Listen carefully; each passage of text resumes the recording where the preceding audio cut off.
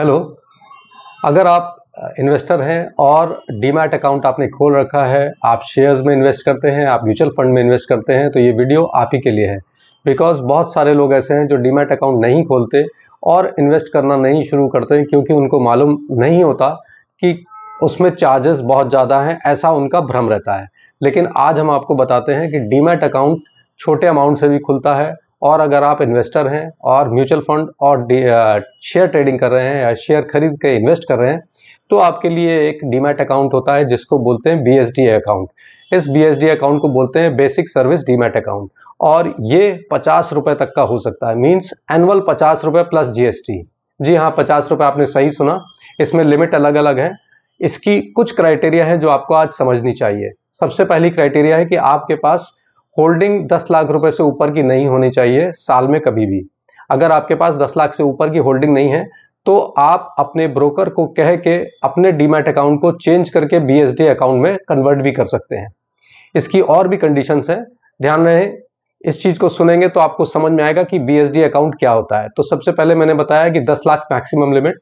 दूसरी, ये 50 रुपए भी होता है और 100 रुपए भी होता है। 50 रुपए 4 लाख से नीचे की होल्डिंग्स के लिए, और 4 लाख से 10 लाख तक की होल्डिंग के लिए 100 रुपए प्लस जीएसटी।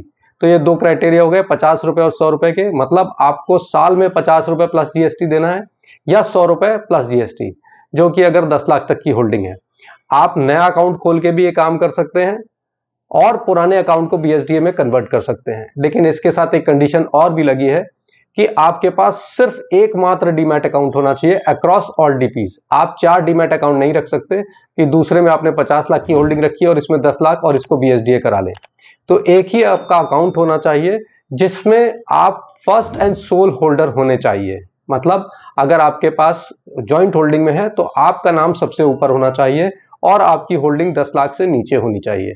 अगर ऐसा है तो आप बीएसडी अकाउंट कन्वर्ट करा सकते हैं अपने ब्रोकर को कह के, और इस कम चार्जेस का जो आपको फायदा मिल रहा है वो आप ले सकते हैं।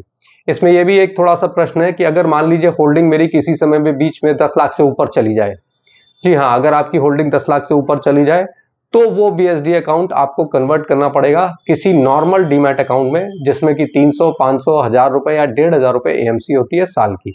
तो ये साल भर के चार्जेस हैं 50 रुपए और 100 रुपए, जैसा मैंने बताया। तो आप आज ही अपने डीमैट अकाउंट को एक बार फिर से रिव्यू करें, और अगर आप बीएसडीए के अकाउंट के अंतर्गत आते हैं तो अपने ब्रोकर से बात करके उस बीएसडीए अकाउंट में कन्वर्ट करने की कोशिश करें। धन्यवाद।